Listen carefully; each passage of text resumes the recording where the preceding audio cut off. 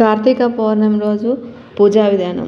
కార్తీక మాసంలో వచ్చే కార్తీక పూర్ణిమకు చాలా ప్రత్యేకత ఉంది. ఈ కార్తీక పూర్ణిమను హిందువులందరూ పరమ పవిత్రమైనదిగా భావిస్తారు. కార్తీక మాసం మొత్తం చేసే పూజలకు ఎంత పుణ్యం కలుగుతుందో అంతకంటే ఎక్కువ పుణ్యం ఈ పూర్ణిమ రోజున చేస్తే దక్కుతుంది. కార్తీక పూర్ణిమ రోజు చేసే పూజ వల్ల కోటి జన్మల పుణ్యం లభిస్తుంది అని పండితులు చెప్తున్నారు.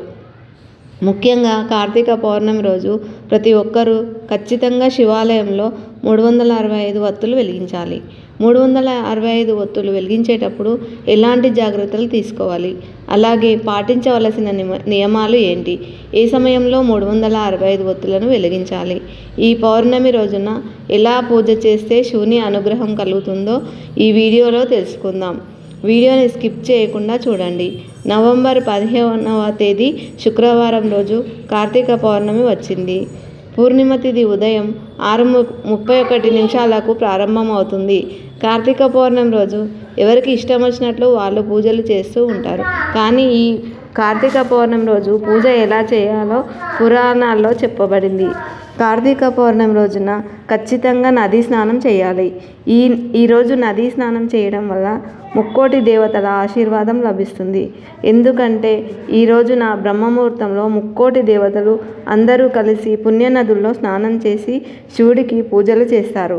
ఈ రోజున నదీ స్నానం చేయడం కుదరకపోతే మీరు ఇంట్లో స్నానం చేసే నీటిలో గంగాజలం కలుపుకొని స్నానం చేయవచ్చు. గంగాజలం కూడా అందుబాటులో లేకపోతే స్నానం చేసేటప్పుడు గంగా, గోదావరి, కృష్ణ ఇలా పుణ్యనదుల పేర్లను తలుచుకొని స్నానం చేస్తే పుణ్యనదుల్లో స్నానం చేసినంత పుణ్యం కలుగుతుంది. ఉదయం నదీ స్నానం చేసిన తర్వాత పూజ గదిని శుభ్రం చేసుకుని దీపారాధన చేసుకోవాలి. ఈ రోజున పూజలు చేసేవారు కేవలం ఆవు నెయ్యితో మాత్రమే దీపాలను వెలిగించాలి.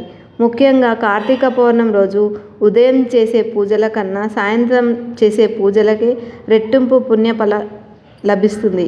కాబట్టి ప్రతి ఒక్కరూ ఈ పౌర్ణమి రోజు సాయంత్రం సమయంలో ఖచ్చితంగా పూజ చేయాలి.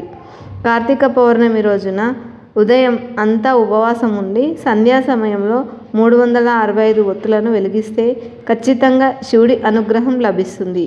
సాయంత్రం 6 దాటిన తర్వాత ఇంటి గుమ్మం ముందు 2 దీపాలు వెలిగించి ఇంట్లో దీపారాధన చేసి తర్వాత శివాలయానికి వెళ్ళి శివుడి దర్శనం చేసుకుని 365 ఒత్తులతో దీపారాధన చేయాలి.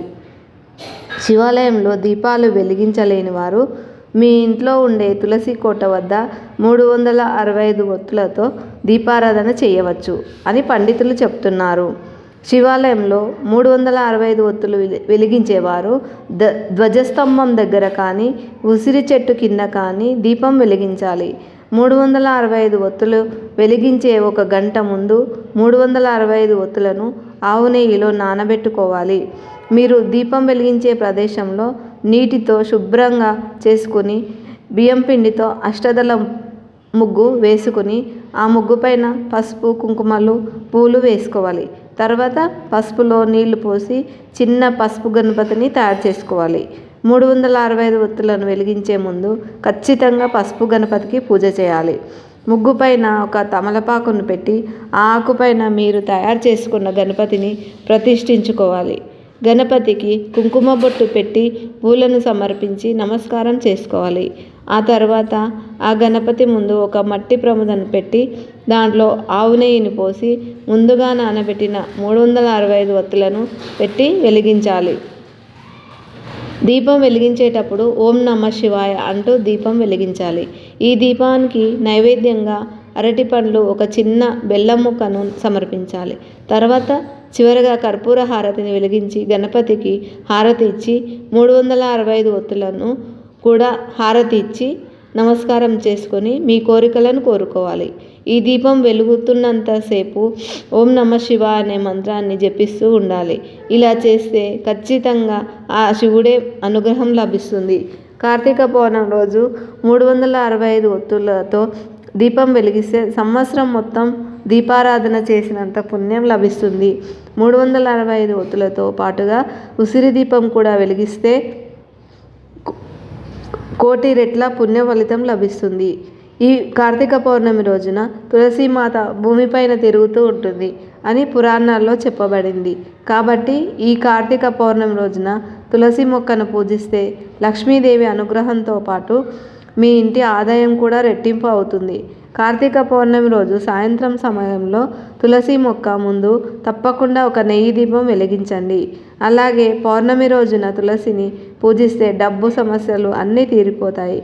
కార్తీక పౌర్ణమి రోజు విష్ణుదేవుడు రావి చెట్టులో కొలువై ఉంటాడు.